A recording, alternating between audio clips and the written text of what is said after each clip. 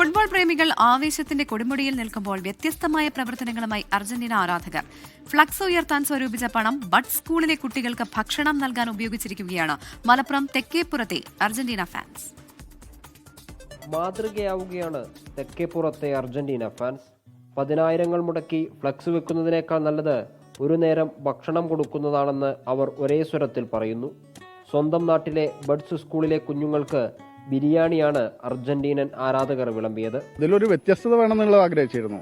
പക്ഷേ എന്താ വെച്ചാൽ നമ്മളെല്ലാവരും ഫ്ലക്സും കാര്യങ്ങളായിട്ട് മുന്നോട്ട് പോകുമ്പോൾ അതിൽ നിന്നൊരു മാറ്റം ആഗ്രഹിച്ചുകൊണ്ട് നമ്മൾ ചെയ്തതാണ്. അവർ പറഞ്ഞു ഇങ്ങനെ ഗ്രൂപ്പിലൊരു ചർച്ച വന്നു, നമുക്ക് ബഡ്സ് സ്കൂളിൽ ഒരു നേരത്തെ ഭക്ഷണം കൊടുത്തുകൊണ്ട് നമുക്ക് ആഘോഷിച്ചാലോ.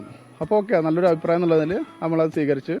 തങ്ങളുടെ പ്രവർത്തനം മറ്റുള്ളവർ ഏറ്റെടുത്താൽ സന്തോഷമെന്ന് ആരാധകർ.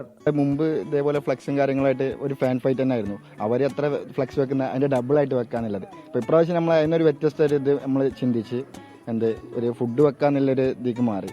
കാരണം അടുത്ത പ്രാവശ്യം ഇനി ബ്രസീലിനാണെന്നുണ്ടെങ്കിലും പോർച്ചുഗലിനാണെങ്കിലും ഏത് ഫാൻസ് ആണെന്നുണ്ടെങ്കിലും ഇങ്ങനൊന്ന് ചിന്തിച്ച് ഇതിൽ ഏതൊരു ഫാൻസ് ചെയ്യുകയാണെന്നുണ്ടെങ്കിൽ അത് നമ്മളൊരു വിജയമല്ലേ. ഭക്ഷണം കഴിച്ച് കുട്ടികൾക്കൊപ്പം ആടിയും പാടിയും സമയം ചെലവഴിച്ചാണ് ഫാൻസ് കളം വിട്ടത്. ഫ്ലക്സ് വെക്കുന്നതിനെ പൂർണ്ണമായി എതിർക്കുന്നില്ലെന്നും ഇത്തരം പ്രവർത്തനങ്ങൾക്ക് കൂടി പണവും സമയവും ചിലവഴിക്കണമെന്നുമാണ് തെക്കേപ്പുറം അർജന്റീന ഫാൻസ് പറയുന്നത്. 24 മലപ്പുറം.